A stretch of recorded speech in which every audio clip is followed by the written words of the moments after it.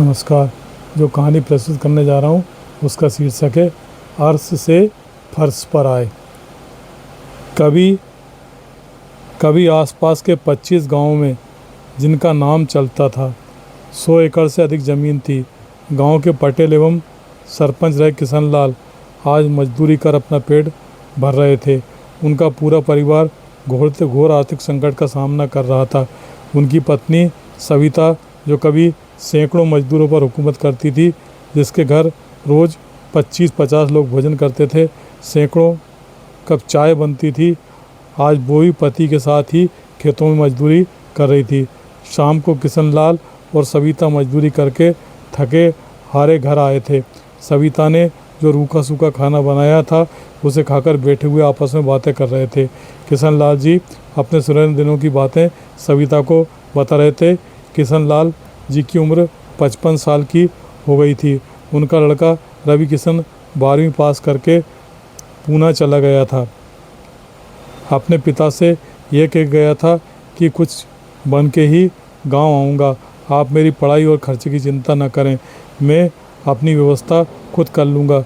किशन लाल के पास भी 200 रुपये भी नहीं थे जो वो रवि किशन को दे पाते। जब उनके बेटे ने पैर छुए तो सिवाय आशीर्वाद के अलावा वे के रवि किशन को गए पूरे 8 साल हो गए थे। उसकी कोई खोज खबर उनके पास नहीं थी।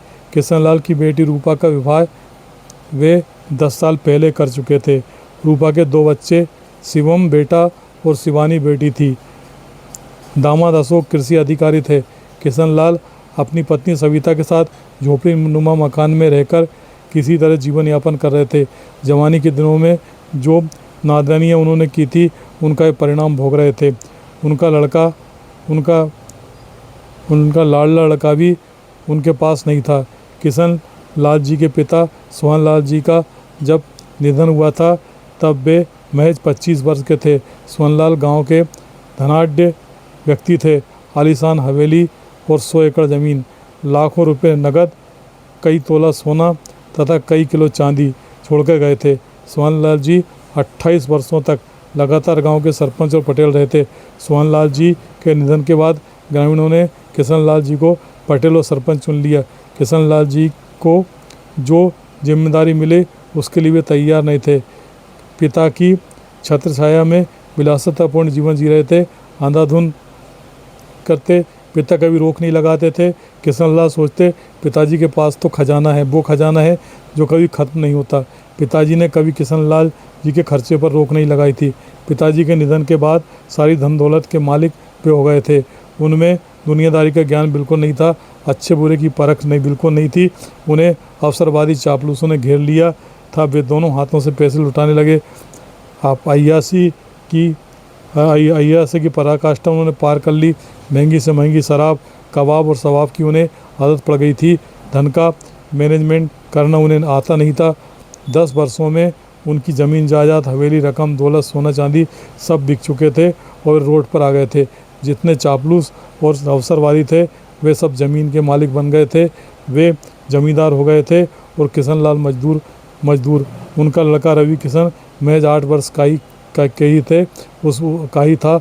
उसमें इतनी समझ नहीं थी, पर वो इतना ज़रूरी समझता था कि पिताजी को बर्बाद करने वालों ने पिताजी के साथ खूब गद्दारी की है।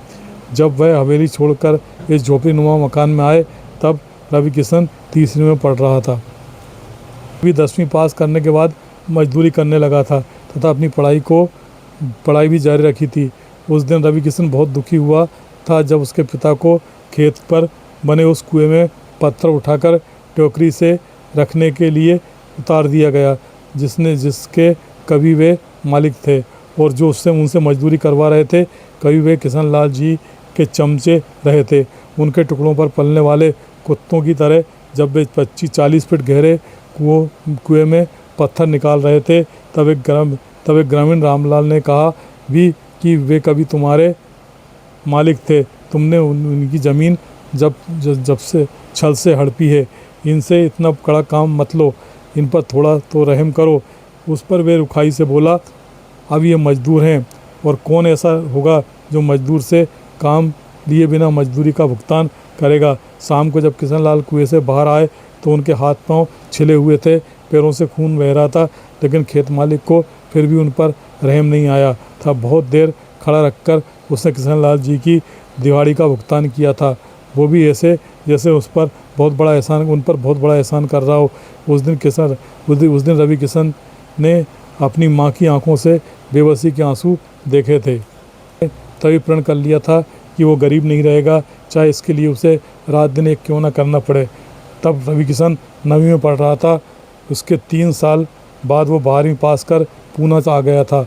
यहाँ उसने 100 बीए की परीक्षा सीए की परीक्षा उत्तीर्ण कर ली थी। इसके साथ ही एमबीए भी किया था। लाखों रुपए की नौकरी के ऑफर ठुकराकर उसने शेयर मार्केट में अपनी किस्मत आजमाई। किस्मत ने उसका साथ दिया। उसने 1 वर्ष के भीतर ही 2 लाख रुपए से 2 करोड़ रुपए कमा लिए। फिर अचानक शेयरों में जो उछाल आया तो 2 करोड़ के 10 करोड़ हो गए। उन पैसों से उसने एक डूबती हुई कंपनी खरीद ली। किस्मत ने फिर उसका साथ दिया, वो कंपनी घाटे से उभरी, उसके शेयरों की कीमत बढ़ी। इसके साथ ही रवि किशन ने अपने गांव के पास शहर में कंपनी का शॉपिंग मॉल वेयर हाउस खोला। उसकी भनक रवि किशन ने किसी को भी नहीं लगने दी। वेयर हाउस से लगी 80 एकड़ उपजाऊ ज़मीन उसने अपने माल को ताज़ी सब्जियां तथा फल उपलब्ध कराने के लिए खरीद ली, जो उसने पिताजी को सरप्राइज़ देना चाहता था। वो अपने पिताजी को सरप्राइज़ देना चाहता था। इधर कृष्णलाल जी सविता के साथ पुरानी बातों को याद थे। उधर रवि किशन ने पड़ोस के दुकानदार राम मोहन को फ़ोन कर पिताजी से बात करने का आग्रह किया। वो अपना मोबाइल लेकर किशन लाल जी के पास आया।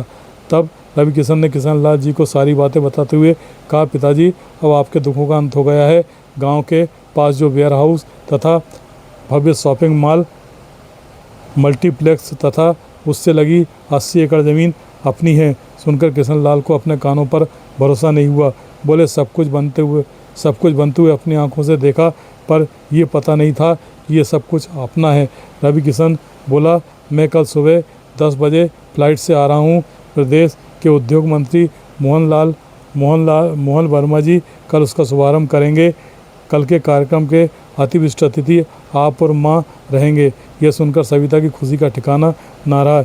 एक ओर जहाँ किशन लाल अब भी रवि किशन की बात पर विश्वास नहीं कर पा रहे थे, दूसरी ओर सविता को अपने बेटे रवि किशन की बात 100% सच लग रही थी, क्योंकि वो अपने बेटे को अच्छी तरह जानती थी।